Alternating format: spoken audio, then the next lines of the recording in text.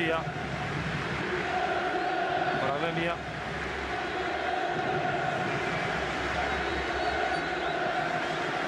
الجهة اليمنى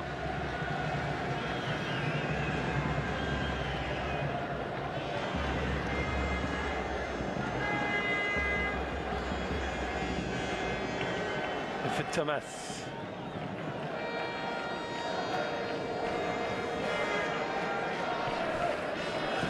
تماس آخر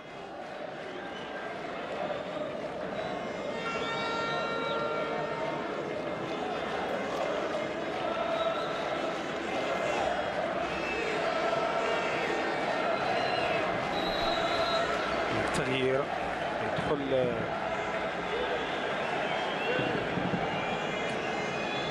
الحارس الثاني. محاولة وبعد الكرة الحارس الثالث ربما الذي يدخل تغيير مرتقب لأن حارس جمال لامين يغادر ويدخل مكانه المجهد هشام رقم 22. يعطي فرصة لكل اللاعبين انهم يشاركوا في هذه المقابلة الافتتاحية والودية امام شبيبة القبائل الجزائري.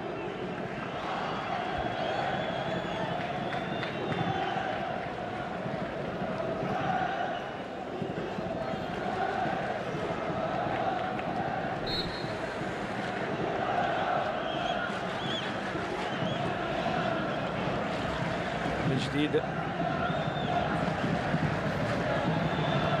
تدخل من الدفاع، كترجع مرة أخرى للجهة اليسرى، فرصة فريق شبيبة القبائل، محاولة انطلاق من الجهة اليسرى والتغطية الدفاعية كانت جيدة من عبد العالي عبادي.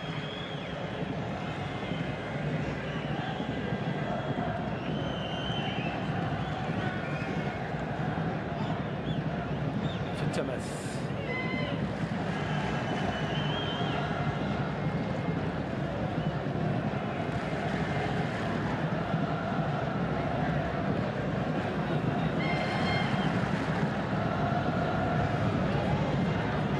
مجد هشام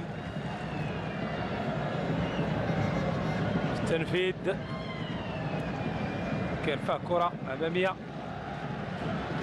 رأسية مرة أخرى في وسط الميدان، قطوها الكرة، صراع كبير من أجل الحصول على الكرة، طريقة جميلة ترجع اللمطي الجهة اليسرى،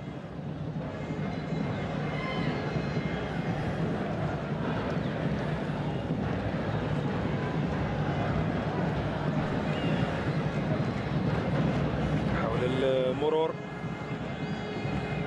كيمشي بطريقة جيدة، كترجع جمال لصالح فريق شبيبة القبائل، يبحث على انه يرفع الكرة، كيرفع الكرة راسية مبعدة، كترجع مرة أخرى على غادي يبحث يمرر الجهة اليسرى، لكن هناك تغطية دفاعية ما كاينش خطا. كيقول الحكم فرصه صالح فريق عدليه تكادير، هجوم من الجهه اليمنى والتغطيه في اخر المطاف كانت من الدفاع عن طريق مكاوي زينتين.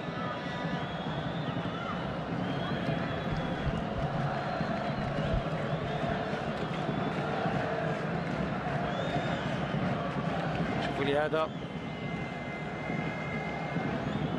شاف انا ما كاينش خطا،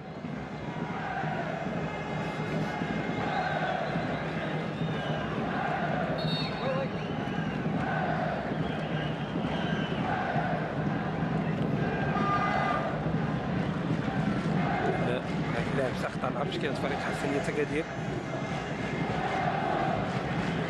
و اللاعب عبادي عبد العالي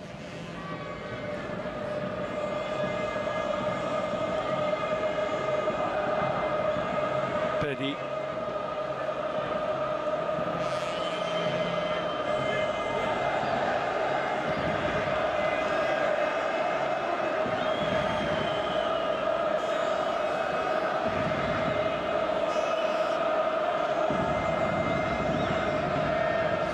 سيستأنف اللاعب من جديد.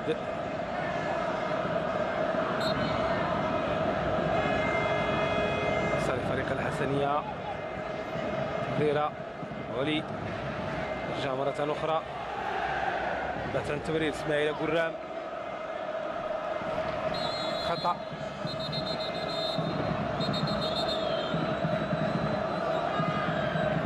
الحكم رضوان جيد الدولي أحد أبرز الأسماء على مستوى الساحة مستوى التحكيم صاحب الرقم 1 هذا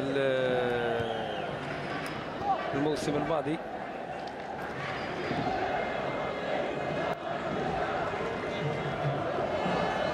فرصة ميدان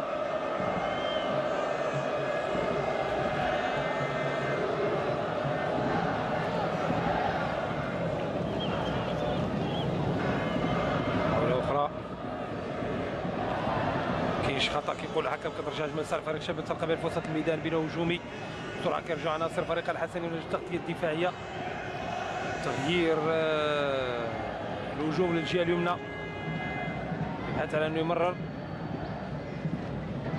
ترتد الكرة بالدفاع او باللاعب فاهم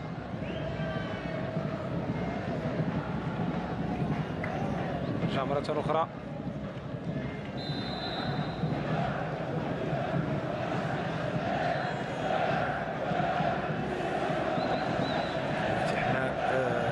الحارس الثاني لنادي شبيبة القبائل. هنا محاولة لكن عودة الدفاع لإبعاد الكرة الأخيرة إسماحات هجوم لصالح فريق شبيبة القبائل وفرصة البحث عن التمرير داخل منطقة العمليات. إمكانية العرضية كترتضى بعض اللاعبين تتحول إلى الركنية.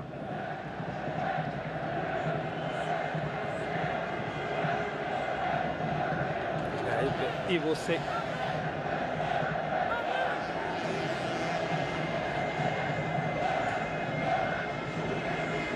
ركنية هذه تنفذ. فرصة أمام فريق شبيبة القبائل. هذه الركنية تلعب دائرية مبعدة من حصة تماس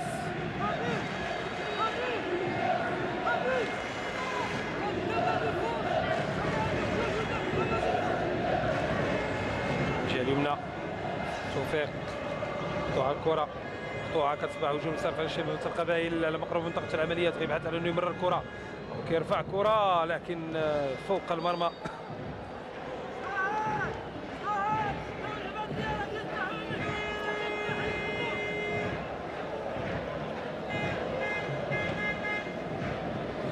جانب من الجماهير الحاضرة التي تحتفل بهذا الملعب الدولي الكبير لمدينة أكادير.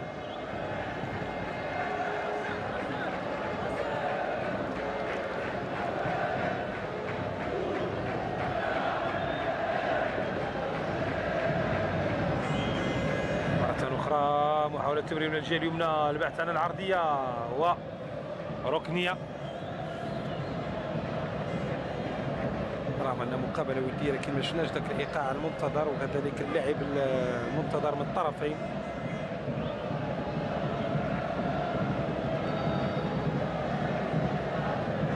كتلعب داخل منطقة العمليات تتحول ركنية. كانت كرة خطيرة على مرمى فريق الحسنية كانت صعبة شيئا ما المحاولة الأخيرة وإبعاد من لاعب العشير محسن.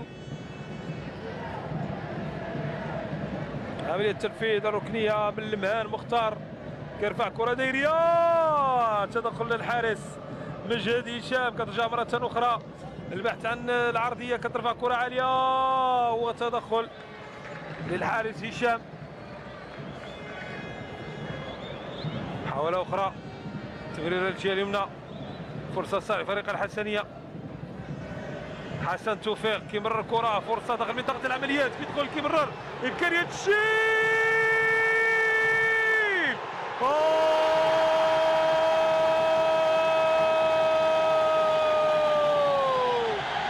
سعد اللمطي دون يا تاريخ أول من سجل هدف في الملعب الكبير الدولي لمدينة أكادير.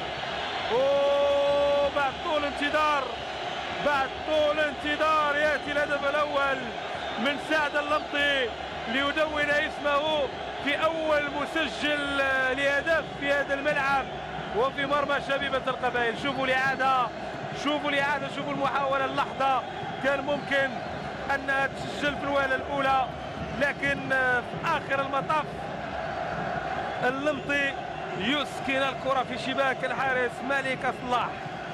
اذا هكذا تتغير الامور الان بالملعب الكبير بهدف مقابل لا شيء لتتغير الصوره والنتيجه. هدف لصالح فريق حسنية أكادير ومصطفى مديح على الشاشة.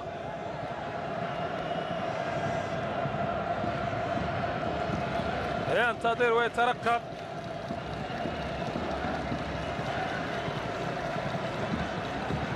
ترجع مرة أخرى.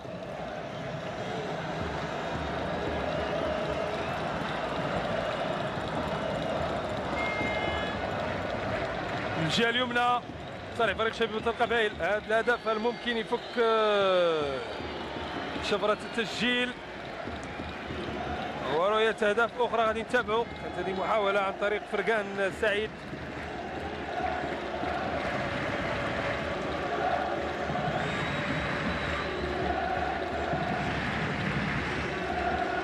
لأن هدف مقابل لا شيء.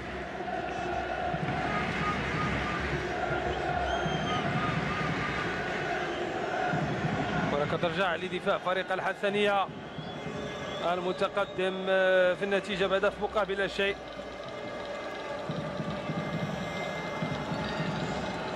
تماس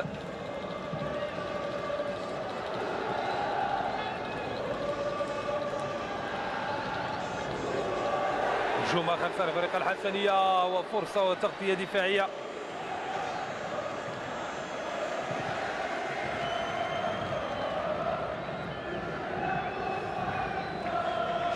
من جديد لصالح فريق الحسنية اللي يمكن يتحرر بعد تسجيل هذا الهدف الأول.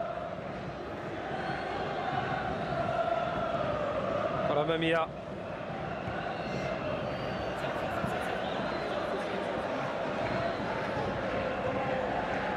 رجع الوراء.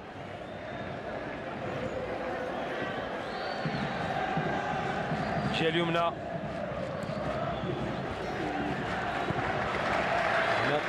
تمريرة التغطية الدفاعية حاضرة وضربة مرمى.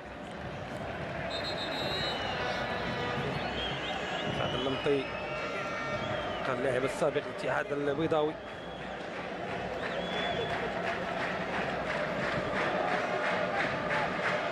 التغيير يدخل وكال إلياس من الهدف لسجل اللمطي.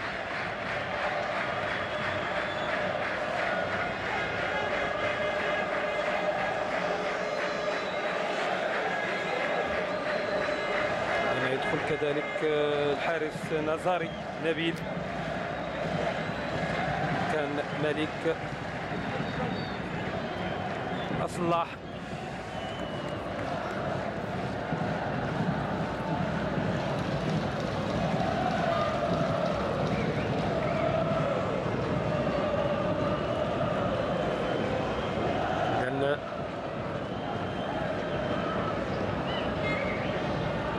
كرة بسرعة راسية خطأ يقول الحكم.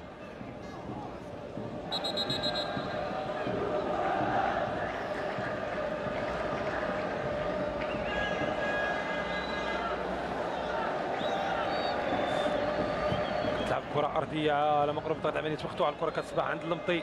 اللمطي كيسجل الكرة أو كيمرر الكرة في وسط الميدان. دائما محاولة من كوفيولي. رجع الوراء جديد عند سعد اللمطي. مقطوعة في وسط الميدان. حيسة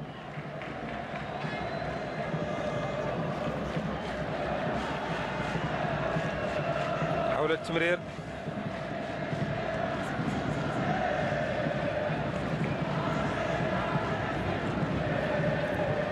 رجع مرة أخرى. إرشاد كرة الجهة اليسرى بطريقة جيدة. فرصة صالح فريق الحسنية، البحث عن التمرير. عناصر فريق شبيبة القبائل كيرجعوا للتغطية الدفاعية إلى وسط الميدان. تلعب كرة أمامية من جديد، هشام يرفع الكرة، تعود من جديد لعناصر شبيبة القبائل مقطوعة في وسط الميدان. كسبت عناصر فريق الحسنية، هجوم للحسنية، تمرير الجهة اليسرى، فرصة على مقرب ضغط العمليات، غيبحث عن التمرير كيمرر لكن مبعدة من الدفاع.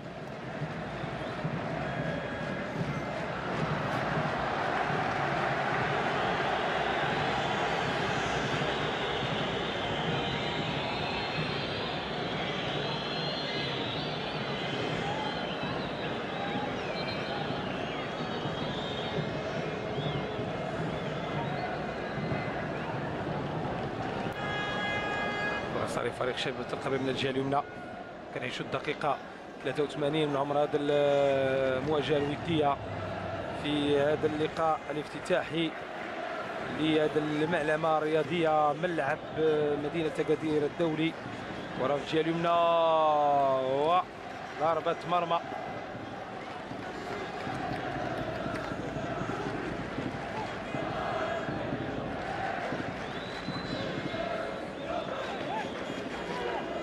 هذا الهدف اللي يبقى تاريخي في مشوار اللاعب اللمطي، كأول هدف تسجل في هذا الملعب. كرة كترجع من جديد، دفاع الحسنية، ضغط على حامل الكرة، تمرر من جديد الجهة اليمنى. توفيق جا الوراء عند العشير، خطوة كسبت عناصر شبيبة القبائل، تغطية دفاعية جيدة.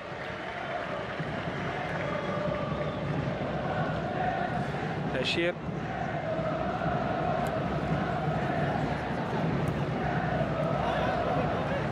أولي والتماس،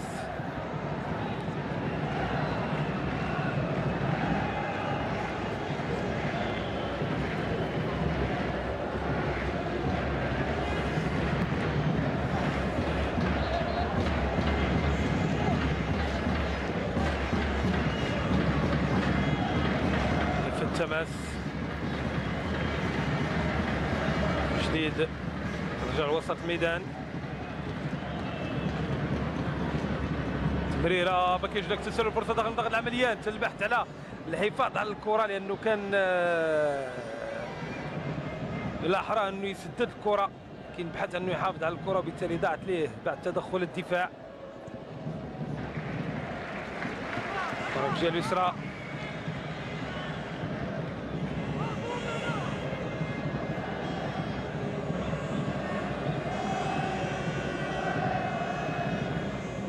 الجهة اليسرى وخطأ يقول الحكم.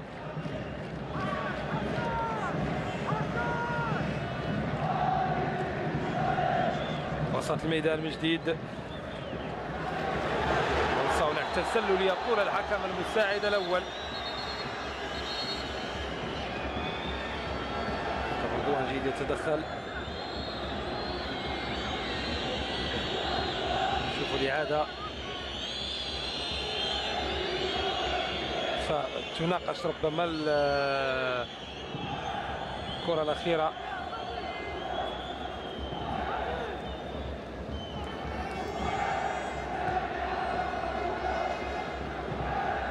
فرصة الميدان،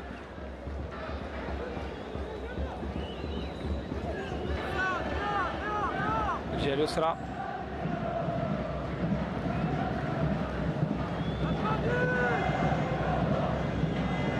انطلاق عيسى كينطلق بالكرة آخر الدقائق من عمر هذه المواجهة. الجهة اليمنى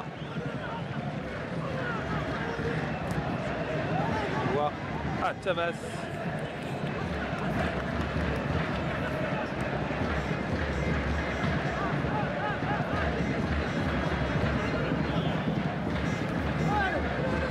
التماس هذه المره لصالح فريق الحسنيه. شاهدوا كذلك الحسن بويلاس والتعليمات. بويلاس المدرب المساعد والرجل الوفي لفريق الحسنيه منذ سنوات، ابن الفريق، كيف لإعطاء التعليمات في هذه الدقائق المتبقيه.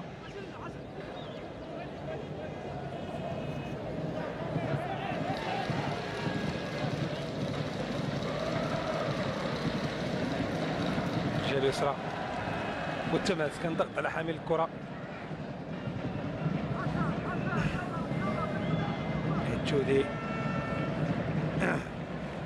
مباراة ودية كيبحث في نفس الوقت على انتصار معنوي. قلت يبقى المدربين الجيدين في كرة القدم الجزائرية، نتائج قوية وفاز 3 مرات كأحسن لقب أحسن مدرب جزائري.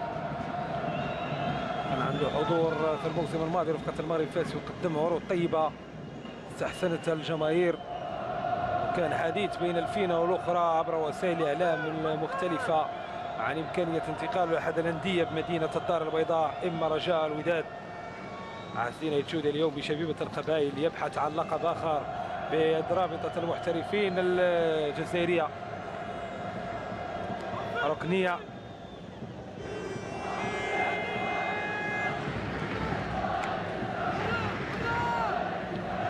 ركنية، نتابع هذه العملية. كرة دائرية، البحث عن راسية،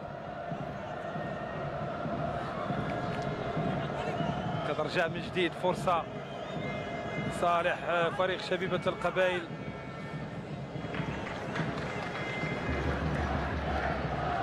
مرة أخرى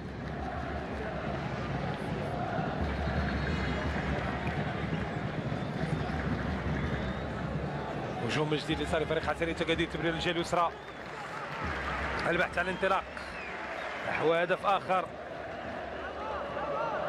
وسط الميدان.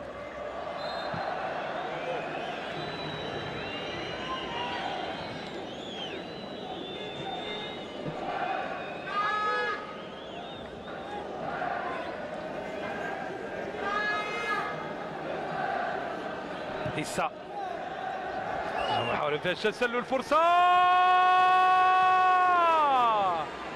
وكرة أخرى تضيع لإضافة الهدف الثاني من فريق الحسنية. الحسنية كان قريب من تسجيل الهدف الثاني في لحظة خرج فيها الحارس نزاري نبيل. كرة أخرى هذه المرة فيها محاولة عن طريق الجهة اليمنى. 4 دقائق وقت بدل ضائع.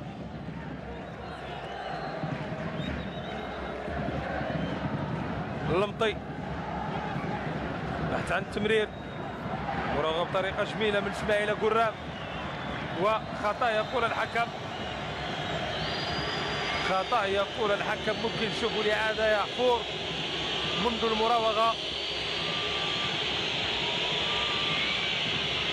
الخطأ اللي ارتكبه اللاعب. هناك مراوغة جميلة،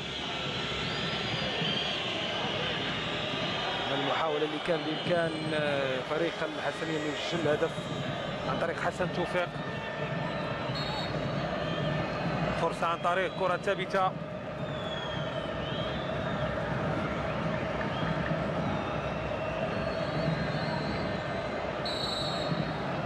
فهيم كيرفع كرة أرضية ما كانش بطريقة جيدة، كترجع مرة أخرى إمكانية التسديد لكن فوق المرمى.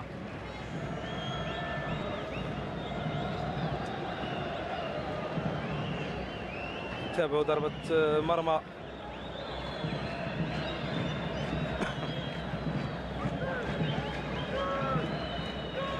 من الجهة اليسرى. فريد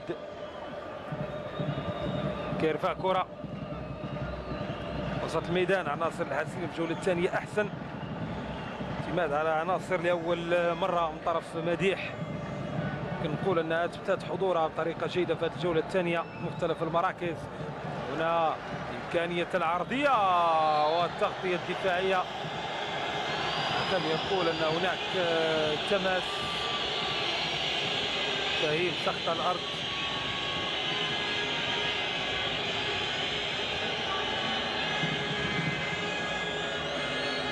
اظن ان فيها خطا هذه المحاوله طرف جمال بن العمري، التدخل اظن فيه خطا.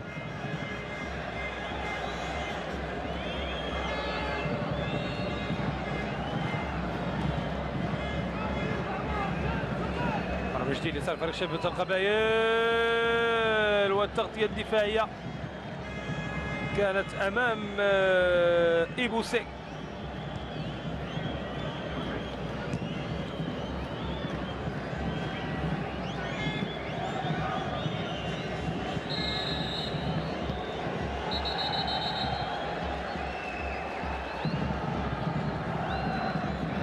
عيون أجنبية لممثلي الأندية المشاركة في كأس العالم، للأندية تتابع وتأخذ صور تذكارية في ملعب جميل وجميل جدا.